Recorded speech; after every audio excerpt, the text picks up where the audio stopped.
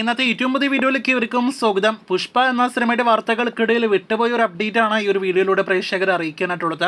നമ്മുടെ മലയാളത്തിൻ്റെ ഒരു മെഗാസ്റ്റാർ മമ്മൂട്ടിയുടെ വെള്ളിയേട്ടൻ എന്ന സിനിമ ഒരാഴ്ച മുന്നേ തിയേറ്ററുകളിൽ റിലീസ് ചെയ്തിരുന്നല്ലോ. സിനിമ ആദ്യ വീക്കെൻഡ് കളക്ഷൻ കൊണ്ട് തന്നെ തിയേറ്ററുകളിൽ വാഷ് ഔട്ടായി മാറിയ സിനിമയാണ് എന്ന് പ്രേക്ഷകർക്ക് അറിവുള്ളതാണല്ലോ. ലക്ഷങ്ങളിലുള്ള കളക്ഷൻ കാരണം മമ്മൂട്ടിക്ക് നാണക്കേടാകണ്ട നോക്കി കരുതി ട്രാക്കസ് പോലും ട്രാക്ക് ചെയ്യാനാവാതെ പോയ ഒരു ബോക്സ് ഓഫീസ് കളക്ഷനാണ് വെള്ളിയേട്ടൻ്റെത്. 1 കോടി രൂപ പോയിട്ട് 50 ലക്ഷം രൂപ പോലും സിനിമയുടെ ഫൈനൽ കളക്ഷൻ വന്നിട്ടുണ്ട് എന്ന രീതിയിൽ ഒരു റിപ്പോർട്ട് പോലും ഇതുവരെ ട്രാക്കേഴ്സിന്റെ ഭാഗത്ത് നിന്ന് വന്നിട്ടില്ല.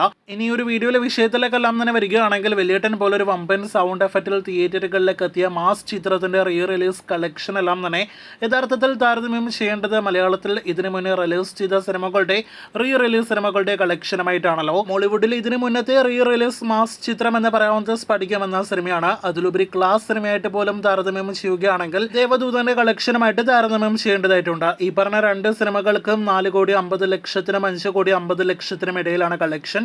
ഇതിന്റെ 7 അയലത്ത് പോലും വെള്ളിയേട്ടൻ എന്ന സിനിമയുടെ ഫൈനൽ കളക്ഷൻ വരില്ല എന്ന് മമ്മൂട്ടി ആരാധകർക്ക് അറിവുള്ളത് കൊണ്ടാകാം വെള്ളിയേട്ടൻ എന്ന സിനിമ റിലീസ് ചെയ്ത ആദ്യ ദിവസം മുതൽ കാണുന്നൊരു കമന്റാണ് എലോൺ എന്ന സിനിമയുടെ കളക്ഷൻ ഞങ്ങൾ എന്തായാലും മറികടക്കുമെന്ന്. എന്നാൽ ഇപ്പോഴത്തെ മമ്മൂട്ടി ആരാധകർക്ക് വൻ നിരാശ നൽകുന്ന അടുത്ത റിപ്പോർട്ടാണ് ഈ വീഡിയോയിലൂടെ പ്രേക്ഷകരെ അറിയിക്കാനായിട്ടുള്ളത്. ലാലേട്ടന്റെ കോവിഡ് കാലത്ത് വെറും 17 ദിവസങ്ങൾ കൊണ്ട് ചിത്രീകരിച്ച തിയേറ്റർ എക്സ്പീരിയൻസ് ഡിമാൻഡ് ചെയ്യാത്ത ഒരു OTT മെറ്റീരിയൽ നോക്കി പറയാവുന്ന നിസ്സംശയം പറയാവുന്ന സിനിമ. അതോടൊപ്പം തന്നെ ലാലേട്ടന്റെ സമീപകാലത്തെ കരിയറിലെ ഏറ്റവും കുറഞ്ഞ കളക്ഷൻ വന്ന സിനിമയുമായിട്ട് താരതമ്യം ചെയ്തിട്ട് പോലും വെള്ളിയേട്ടൻ എന്ന സിനിമയുടെ ഫൈനൽ കളക്ഷൻ എലോണ്ട് ഈ കാണുന്ന കേരള ഫൈനൽ ട്രാക്കിംഗ് കളക്ഷനിലേക്ക്, അതായത് 51 ലക്ഷം എന്ന ട്രാക്കിംഗ് കളക്ഷനിലേക്ക് പോലും വെല്ലുവിളിച്ചിട്ട് പോലും എത്തിയിട്ടില്ല എന്നതാണ് നമുക്ക് നിരാശാപൂർവ്വം മമ്മൂട്ടി ആരാധകരെ അറിയിക്കാനായിട്ടുള്ളത്. നേരത്തെയും പലതവണ ലാലേട്ടന്റെ ബോക്സ് ഓഫീസ് പവറുമായിട്ട് ബന്ധപ്പെട്ട് വെല്ലുവിളികളുമായിട്ട് മമ്മൂട്ടി ആരാധകർ എത്തിയപ്പോഴെല്ലാം തന്നെ പരാജയപ്പെട്ടതാണ് ചരിത്രം.